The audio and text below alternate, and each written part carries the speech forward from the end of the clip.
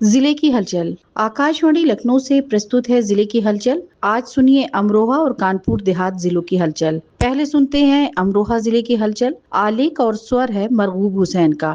उत्तर प्रदेश में भाजपा सरकार के नवनिर्माण के 9 वर्ष पूर्ण होने पर 18 मार्च को अमरोहा में कलेक्ट्रेट परिसर में आयोजित 9 दिवसीय मेले का उद्घाटन वन, पर्यावरण, जंतु उद्यान एवं जलवायु परिवर्तन राज्य मंत्री एवं प्रभारी मंत्री के.पी. मलिक ने फीता काट कर किया और विभिन्न विभागों द्वारा लगाए गए स्टॉलों का अवलोकन कर उत्पादों की जानकारी ली। इस अवसर पर प्रभारी मंत्री द्वारा विभिन्न विभागों के अंतर्गत लाभ प्राप्त करने वाले लाभार्थियों को किट, मिनी किट प्रदान की गयी। विश्वकर्मा श्रम सम्मान योजना के अंतर्गत लोहार किट वितरण एवं सीएम युवा उद्यमी योजना के अंतर्गत चप्पल निर्माण एवं टेंट कार्य हेतु क्रमशः 2,50,000 एवं 2,57,000 का चेक प्रदान किया गया। इसके साथ अन्य विभागों से संचालित विभिन्न योजनाओं के लाभार्थियों को प्रमाण पत्र, चेक और किट प्रदान की गई। प्रधानमंत्री आवास योजना शहरी 2.0 के अंतर्गत 16 मार्च को लखनऊ में आयोजित प्रथम किस्त के डीबीटी के माध्यम से लाभार्थियों को हस्तांतरण कार्यक्रम का अमरोहा के कलेक्ट्रेट सभागार में सीधा प्रसारण देखा गया। मुख्यमंत्री द्वारा अमरोहा के 2,175 लाभार्थियों के बैंक खातों में डीबीटी के माध्यम से प्रथम किस्त के रूप में 1 लाख रुपए की धनराशि भेजी गई। अमरोहा में आयोजित कार्यक्रम के मुख्य अतिथि एमएलसी डॉक्टर हरि सिंह ढिल्लों और जिलाधिकारी निधि गुप्ता वत्स द्वारा जनपद के 1 दर्जन लाभार्थियों को प्रथम किस्त के स्वीकृति प्रमाण पत्र वितरित किए गए। सभी ने इसके लिए प्रधानमंत्री मोदी और मुख्यमंत्री योगी का आभार व्यक्त करते हुए धन्यवाद किया। उन्होंने कहा कि आज उनका अपना मकान होने का सपना पूरा हो रहा है। मुख्य अतिथि एमएलसी डॉक्टर हरि सिंह ढिल्लों ने कहा कि भाजपा सरकार बिना किसी भेदभाव के सभी लोगों को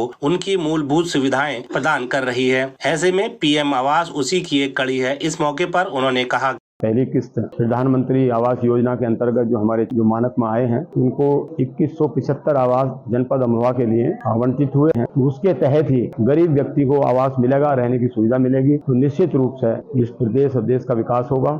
उत्तर प्रदेश राज्य महिला आयोग की सदस्य संगीता जैन की अध्यक्षता में अमरोहा में 11 मार्च को महिला उत्पीड़न की रोकथाम एवं पीड़ित महिलाओं को त्वरित न्याय दिलाने हेतु महिलाओं के लाभार्थ 1 दिवसीय जन सुनवाई कार्यक्रम विकास भवन सभागार में आयोजित किया गया। इसमें उनके समक्ष 12 महिलाओं द्वारा अपनी समस्याओं को रखा गया। सभी की शिकायतों को गंभीरता पूर्वक सुना गया तथा उन सभी महिलाओं को न्याय दिलाने के लिए आवश्यक कार्रवाई करते हुए संबंधित अधिकारियों को निर्देशित किया गया। इस मौके पर संगीता जैन ने कहा कि प्राप्त प्रार्थना पत्रों का यथाशीघ्र निस्तारण कर आख्या से अवगत कराया जाए एवं महिलाओं से संबंधित अधिक से अधिक प्रकरणों को जनपद स्तर पर ही निस्तारण कर दिया जाए। साथ ही उन्होंने संबंधित अधिकारियों को निर्देशित किया कि कोई महिला अगर शिकायत लेकर थाने में आती है तो पूरी गंभीरता के साथ महिलाओं की शिकायतों को सुनते हुए आवश्यक कार्रवाई करते हुए शिकायतकर्ता को संतुष्ट किया जाए। इसके साथ ही घरेलू हिंसा से संबंधित जितने भी प्रकरण लंबित हैं, ऐसे प्रकरणों में सर्वप्रथम दोनों पक्षों को बुलाकर उनकी वार्ता वन स्टॉप सेंटर एवं संबंधित महिला थाने पर कराई जाए। उन्होंने कहा कि प्रदेश सरकार की मंशा के अनुसार महिला आयोग महिलाओं की सुरक्षा में न्याय दिलाने को लेकर पूरी तरह से संवेदनशील है। पीएम किसान सम्मान निधि की 22वीं किस्त किसानों के खातों में हस्तांतरण कार्यक्रम का सीधा प्रसारण अमरोहा में 13 मार्च को जिलाधिकारी निधि गुप्ता वत्स की अध्यक्षता में मुख्य अतिथि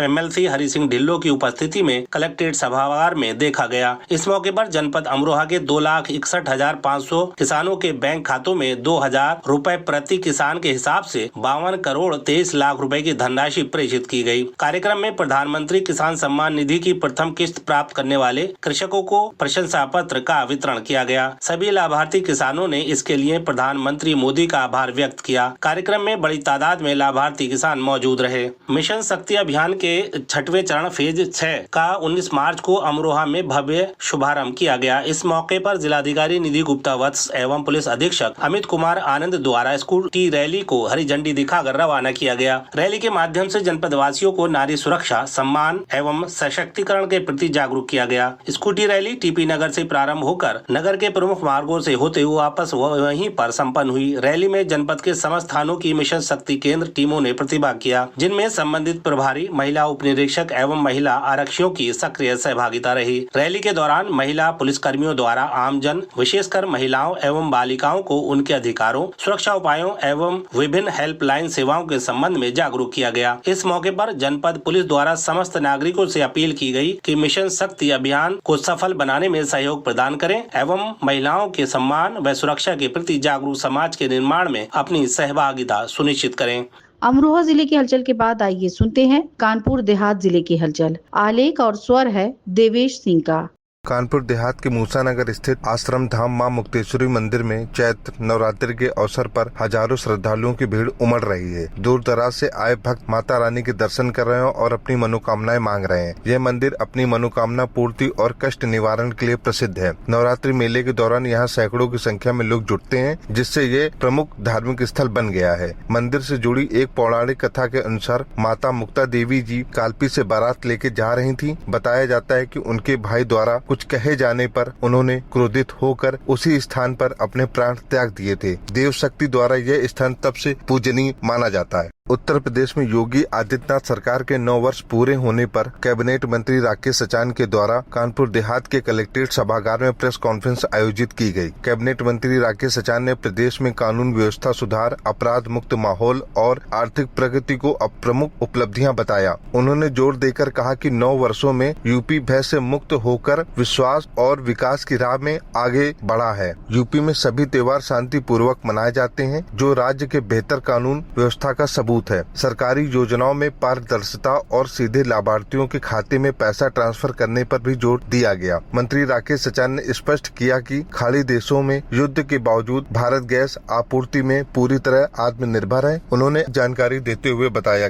कानपुर देहात में 4,65,965 घरेलू कनेक्शन के उपभोक्ता हैं, जिसमें लगभग 34 गैस एजेंसियों के माध्यम से गैस की सप्लाई दी जाती है, जिसमें इंडियन ऑयल के और भारत पेट्रोलियम के और 11,501 सिलेंडर हमारे स्टॉक में, और कोई कमी नहीं होने दी जाएगी। सरकार का पूरा प्रयत्न है और अधिकारियों को पूरी तरह से निर्देश है कि कोई ब्लैक मार्केटिंग न हो। अगर कहीं कोई ऐसी शिकायत मिलती है तो उसके खिलाफ तत्काल कानूनी कार्रवाई की।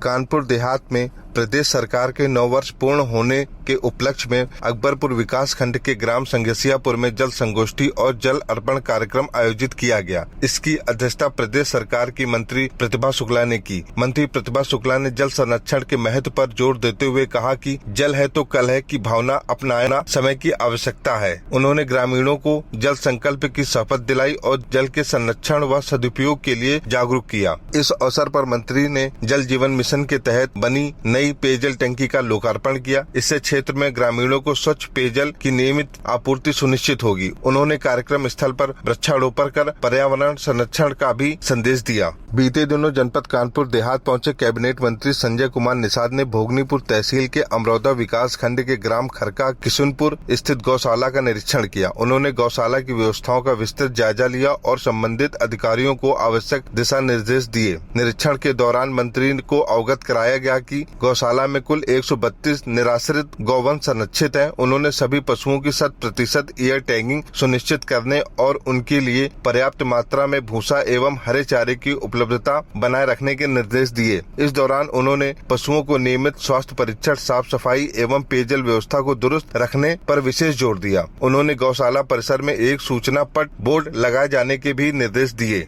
मुख्यमंत्री योगी आदित्यनाथ की प्राथमिकता तथा खाद्य आयुक्त सुरक्षा एवं औषधि प्रशासन के निर्देश पर कानपुर देहात जिले की 4 बड़ी खाद्य तेल की फैक्ट्रियों पर बड़ी कार्रवाई की गई। ज्वाइंट कमिश्नर लखनऊ के नेतृत्व में पहुंची टीमों को यहां बड़े पैमाने पर अनियमितताएं पाए जाने पर नमूने संकलित कर लगभग 30,000 नग खाद्य तेल सीज किया गया। छापेमारी के दौरान ज्वाइंट कमिश्नर लखनऊ हरिशंकर सिंह ने बताया कि होली पर्व पर खाद्य तेल की मांग बढ़े आने से बाजार में मिलावटी तेल की संभावना बढ़ आती है। इसके चलते विशेष अभियान चलाकर छापेमारी कर आवश्यक कार्रवाई की जा रही है। उन्होंने बताया कि 58 टीमों द्वारा प्रदेश में 70 से अधिक इकाइयों पर छापेमारी की गई है। इसी क्रम में कानपुर देहात जिले की औद्योगिक क्षेत्र रनिया में संचालित 4 खाद्य तेल फैक्ट्रियों में टीम ने कार्रवाई की है। कानपुर देहात जिले में बीते दिनों एक कार अनियंत्रित होकर सड़क किनारे बने तालाब में जा गिरी, जिसमें कार सवार 4 लोगों की मौत हो गई। मरने और घायल होने वाले सभी लोग औरैया जिले के सहायल गांव में एक 13वीं कार्यक्रम से लौट रहे थे, तभी ये हादसा हुआ। ये था आकाशवाणी लखनऊ के क्षेत्रीय समाचार एकांश द्वारा प्रस्तुत जिले की हलचल का आज का अंक। है।